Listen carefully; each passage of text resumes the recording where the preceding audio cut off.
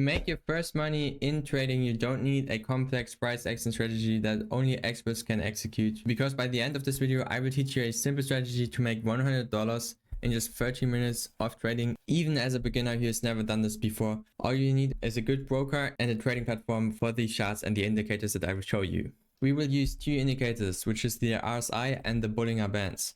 The RSI is something like the first derivative of the price, meaning it measures the strength of the movements relative to the latest moves. If it's below 30, it generally indicates an oversold level, meaning it indicates that the market will go up again. As we see right here, the market went up again. If it's at 70, that means that the market may be overbought, which may mean that the market may go down again, which it did right here and right here.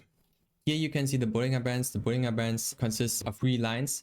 The middle line is the 20-period moving average, and the price is usually expected to move within the lower and the upper band of the Bollinger Bands.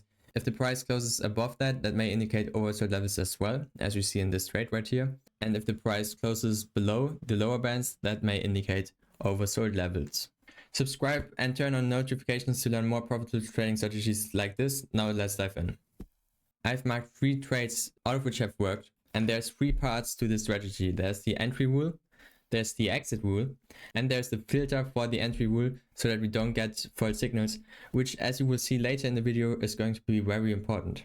We want to enter a short position when the market is overbought. That doesn't mean that every time the market is oversold, we will enter a short position, because what we will do is we will wait for candlestick confirmation. Right here we see that the market moves into oversold, both by the RSI at exactly 70 and by the Bollinger Bands. Now there's confirmation by this candlestick, and that means that this is our entry. Our exit condition, of course, features on the one hand the stop loss and on the other hand the take profit.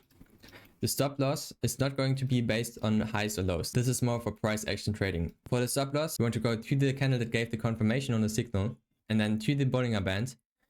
And the box that is created, which is your stop loss, you want to multiply that by 1.5 or by 2.5. So this will look something like this, as we've seen right here. This is our entry and this is our stop loss. The exit condition is whenever the market contraindicates our current position by the both signals. So this could either be the RSI or the Bollinger Bands, but again, there's the confirmation needed. This is not an exit because there's no strong candlestick confirmation. This is an exit because there's not just the Bollinger Band, but also the RSI and oversold territory, and there's strong candlestick confirmation. Therefore, this marks the end of our trade.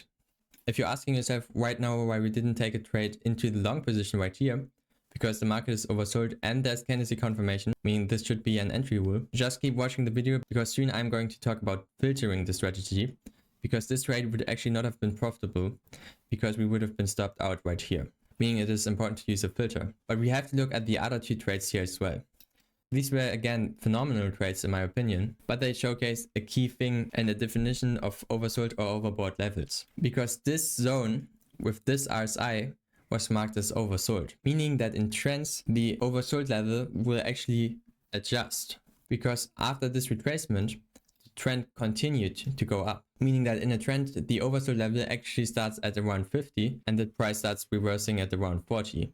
So in both of these situations, here and here, we can take the trade, because after candlestick confirmation and after our stop loss of 1.5 times, in this case the Bollinger Bands, we write the trade until there's contraindication, which there is. At this point, the Bollinger Band indicates overbought territory, and at this point there's candlestick confirmation, meaning that this would have been our trade, making 2 times our risk. The same applies for this trade. The price is again oversold, as indicated by the RSI and the Bollinger Bands. There's candlestick confirmation, so we write the trade until the market is oversold again, as you can see right here. It's above 70 and there's candlestick contraindication, meaning that we would have taken this trade and we would have made around 13 pips while only risking around 4 pips, which is 3 times our risk, which can be up to 10% of portfolio profit. However, we still have to talk about why we didn't take this trade right here and why we didn't take this trade.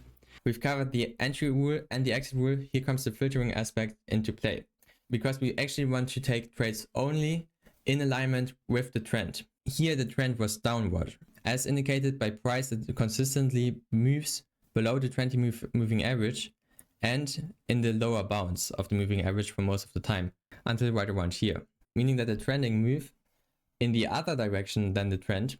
So the bias is down. And now these indicators tell us the chart should go up. This is going to be obviously less reliable than when the bias is down. And the indicators tell us that the price may go down. We only take the trade if the oversold or overbought direction is the same as in the trending direction. If we didn't have this filter, well, then we would have taken a position right here. But this is actually not a good trade to make because the candle is so long, it will for one probably already have taken most of the market movement.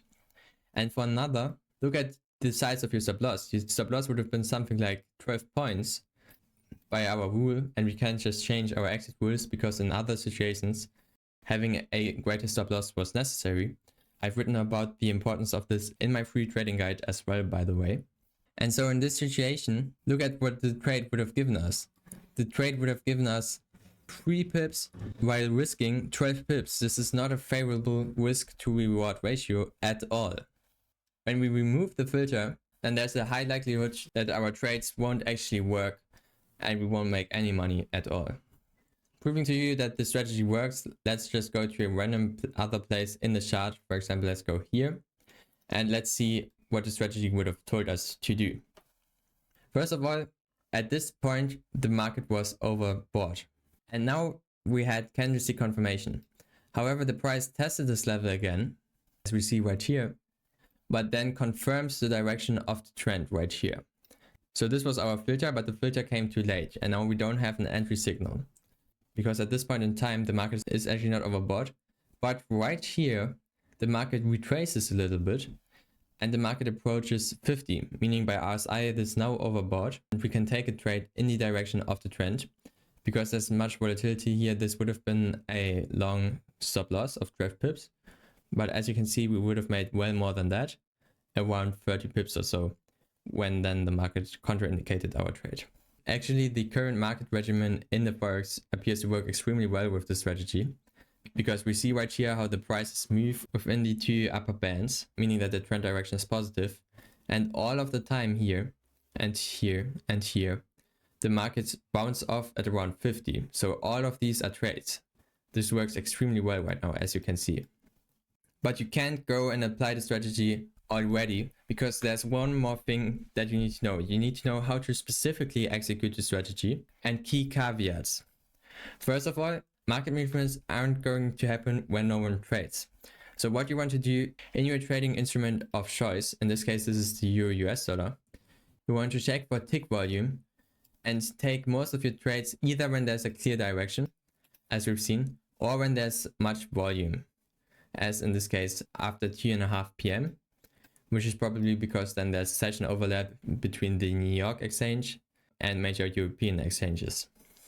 Also, I personally use the strategy on the 2-minute chart. You can also use higher time frames, but I wouldn't go lower than 2 minutes. In order to keep your time investment minimal, as promised in the title of this video, you will probably want to have an automatic way of following your stop loss.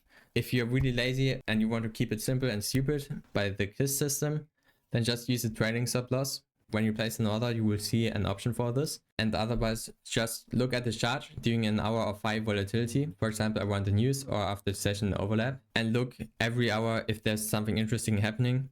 And if there is, then trade the setup and look again in 30 minutes, which shouldn't result in more than 30 minutes of daily time investment. Write a comment on whether you will use this for stocks, trading, or Forex, and for what instruments specifically you will use it, and how much time you will put into this. I'm convinced that this strategy will actually work when executed properly, but you will need to ensure tight risk management and recognize that you're solely responsible for your own financial health, including the trades that you take. This is the strategy if you want to become a profitable trader this year. I've written a free 1,400 word guide on how to do this. The link is in the description and you can download the guide completely 100% for free. You don't have to pay 1 cent for it.